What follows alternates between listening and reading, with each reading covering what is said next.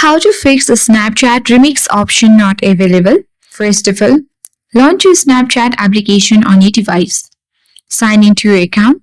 Now select the option of Spotlight, or you need to select the option or the tab next to the camera icon, that is your stories icon. So here let's select any one of the video or story from here.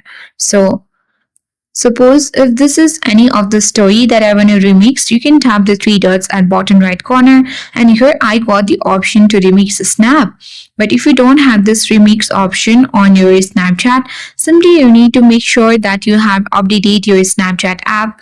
For that, move ahead and open a Snapchat or a Play Store to check whether there is any updates. Select the search icon at bottom right corner and tap on the search bar at top. Select Snapchat, and then if you see any update button of Snapchats, then you need to select update and update it to the latest version. Once you have done that, you need to check whether your issue has been persisted or not.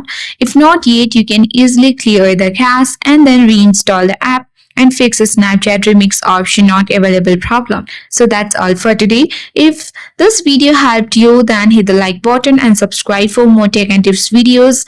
Thank you for watching and see you in the next video.